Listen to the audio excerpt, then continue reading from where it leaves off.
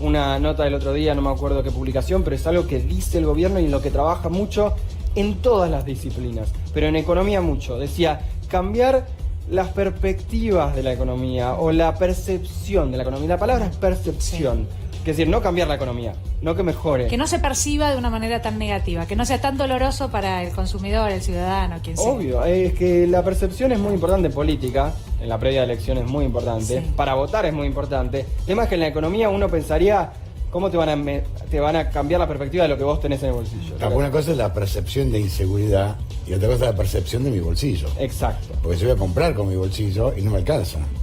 Un laburante que cobra 22.000 pesos, hoy es pobre, no le alcanza. Sí, tal cual. Entonces, ¿qué es el salario promedio de Argentina? Vamos a ser generosos, 22.000, 23.000. Es el promedio de Argentina, entonces si no les alcanza, no te hablo de los docentes, los municipales. Sí, obvio. Que cobran en algunos casos 5.000, 6.000 pesos. Sí.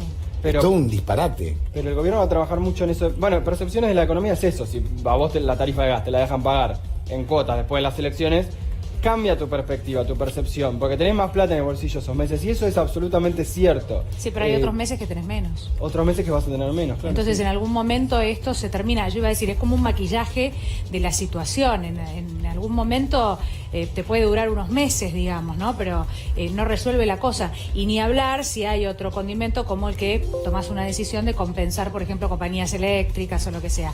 Eso termina teniendo un impacto, sí o sí, en ese consumidor que está pagando más, que no tiene un buen servicio y que en algún momento se da cuenta de cuáles son los números reales, ¿no? Digamos, yo escuchaba eso de la percepción y también me llamaba la atención porque digo, ¿cuánto tiempo se puede sostener? Porque de alguna manera es una especie de engaño. Sí, pero es que la percepción de la economía y la realidad de lo que tenemos en la macro ya está desvirtuada por la cantidad de deuda que tomamos. Yo no estoy en contra de la toma de deuda, ningún economista está en contra, porque hay veces que un empresario necesita tomar deuda para producir y eso es un costo y después la devolverá. El tema es el desmadre que hubo con la deuda, el desmadre con la tasa de interés que pagamos por esa deuda, es una deuda muy cara. Y que eso cambia perspectivas en general, porque todo lo que el gobierno va a mostrar como logros, que hay cosas que son reales, es decir, algún puente que vaya a mostrar, alguna cloaca nueva, que eso siempre se va avanzando, pero lo va a mostrar. Eso es en base a haber tomado una deuda muy cara, la más cara de la región. Entonces, después, ¿cómo cambia la perspectiva actual? Bueno, vos ves algo y decís, tenemos más plata, pero después hay que devolverlo. Eso es la diferencia entre percepción y realidad. Bueno, mismo en tu casa, vos pedís 200 lucas es lo mismo que dice el gobierno sobre lo que pasaba antes, con la diferencia que ahora es absolutamente cierto que tenemos que devolver un montón de guita. Pero además, Darío, los desembolsos acordados con el Fondo Monetario Internacional, yo entiendo que el 80% llega antes de octubre. ¿Sí? Bueno, después de octubre recién llegará un 20% restante, lo que queda, y se terminó, digamos, se va a aprovechar durante todo este año para poder lidiar con esta cuestión económica, dólar, mantenerlo, si es que se puede, porque entiendo que de todos modos la cosa se puede ir de las manos, pero en todo caso con los fondos, con el dinero del fondo, se va a llegar hasta octubre, después un poquito más, y después, pero bueno, probablemente le toque a otro, entonces es menos grave, pero vuelvo a esto de la percepción, ¿no? Realmente cuando llegue octubre y cuando se acabe la ayuda del Fondo Monetario Internacional, viene lo peor. Sí, bien. Si esto parece gravísimo, todavía viene lo peor. Sí, hay que volverla, básicamente. Mira, De la Rúa se bancó durante un año un piquete en la Ruta 3, que estaban Alderete y Delía, ¿se acuerdan? Un año. Cuando Cavallo impuso el corralito duró 2 meses, porque afectó directamente a la clase media. Sí. Claro. Por eso están a los asesores de Macri, que muchos formaron parte del gobierno de De la Rúa, muchísimos de ellos, tienen muy en claro esto. Aumentar la UH, aumentar los planes sociales, aumentar el salario mínimo vital y móvil. La tienen muy en claro. No tocar jubilaciones, la tienen en clara. Pero no tocar a la clase media, fundamentalmente, porque todos los problemas empiezan en la ciudad de Buenos Aires. Acordate que el primer cacerolazo contra De la Rúa fue el día después del corralito. ¿Se acuerdan? Y no lo pudo resistir el gobierno. A él se le sumaron después los movimientos sociales, pero no lo pudo resistir. Por eso se cuidan tanto del corralito. Sí, el gobierno va a insistir con que hay buena parte de la franja más vulnerable de la población que ve un cambio. Y eso es lo que vimos en ese spot donde una mujer decía, no puedo desayunar, pero sé que mis hijos van a estar mejor. Pero eso es nazi. No, bueno, eso raya con el nazismo. A ver, el gobierno juega con eso desde el 2015 en términos de la esperanza. La esperanza y el cambio de perspectivas. Y eso es real, obviamente uno quiere un mundo mejor. Pero a mí mi viejo me dijo lo mismo. Sí. Mi viejo me lo dijo hace 50 y pico de años. Yo trabajo para que tengas un mundo mejor. Y ahora digo yo a mi hija, estoy laburando para que tengas un mundo mejor. Y mi hija, su hija. Pero eso pero hay una diferencia entre el ahorrar o el sacrificio para el futuro y no desayunar, ¿no? Esa es la diferencia grande. No, y además si tiene sustento. Mirá, llegamos a un punto muy interesante, porque me parece que es el que justifica a veces en algún caso el voto o el votante macrista, digamos. Cambiemos. Que lo que sostiene es que en algún momento, tal vez después de 4 años, era un primer semestre, el segundo, etcétera. La pregunta concreta es, más allá de predilecciones políticas, ¿tiene algún sustento esto de que vamos a estar mejor? Yo entiendo que no se explica de qué manera vamos a estar mejor. ¿Por qué una persona tiene que dejar de desayunar hoy porque le prometen que va a estar mejor cuando en realidad no hay fundamentos desde lo económico? No, y hay que devolver toda la plata y eso es algo no menor. Es mucha plata la que se pidió. Argentina no genera tanto por exportaciones como para devolver esa plata en el corto plazo.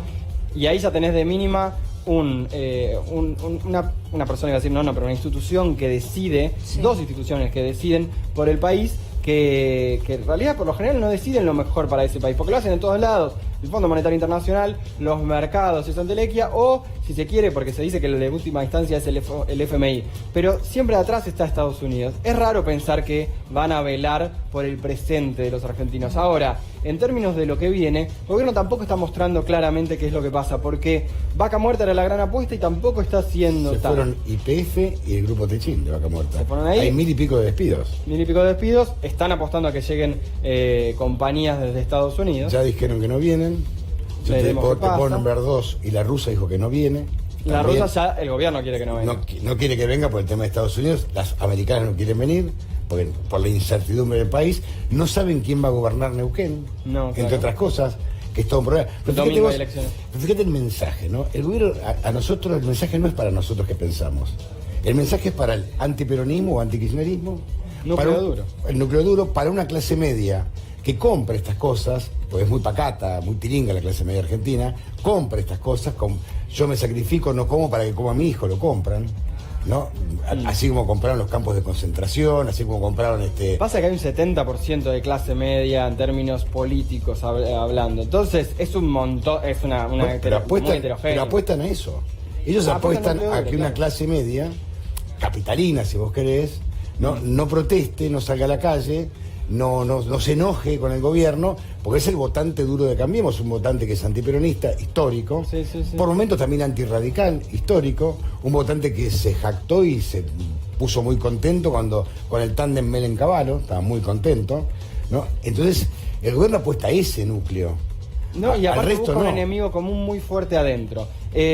Macri dijo el otro día, estamos haciendo crujir las viejas estructuras oxidadas, que es una frase hermosa. Es una gran frase en cualquier concepto de la vida, en fútbol, lo que sea, es algo que está bueno, pero no lo fundamentó, lo fundamenta generando un enemigo, diciendo los enemigos son los sindicatos, los enemigos es el peronismo, los enemigos es los últimos 70 años, y ahí el que está enojado, porque hoy el enojo es una emoción muy imperante en todo el globo, en todo el mundo, apela a ese enojo y dice, es verdad, son los últimos 70 años, las viejas estructuras, y va con ese lado, pero no lo fundamentó tanto tampoco. Ahora, lo cierto es que en la economía no hay una respuesta que pueda verse en el corto plazo, esto lo dicen los propios economistas del gobierno, menos para antes de fin de año, y en términos de sacrificio o de lo que apuesta el gobierno a que lo que va a venir, tampoco es bien concreto con eso que va a venir, porque al mismo tiempo de decirle a buena parte de la clase más vulnerable, no deja de desayunar, pero lo termina diciendo con sus spots o con la noticia que vimos ayer que se venden 100.000 medicamentos menos por día. Terrible. Escuchaba a esta médica que decía, creo que era el programa de Ale Berkovich, vienen con la receta a la farmacia y me dicen cuál es más indispensable de estos tres, al farmacéutico, porque puedo comprar uno nada más de los tres. Bueno, eso de sacrificio, el gobierno lo utiliza ya demasiado, pero no termina de definir qué es lo que va a volver. Mirá cómo mienten en todo por falta de lectura. En el año 1975, ¿quién gobernaba? Isabel Perón. En el 75, sí. Isabel, había muerto Perón. ¿Sabes cuánto era el porcentaje de desocupados? Hay que buscar en Google el 3%. Sí. Y después empezó a crecer, la dictadura. Pero los últimos 70 años es un verso. Bueno, claro. O sea, todo un verso.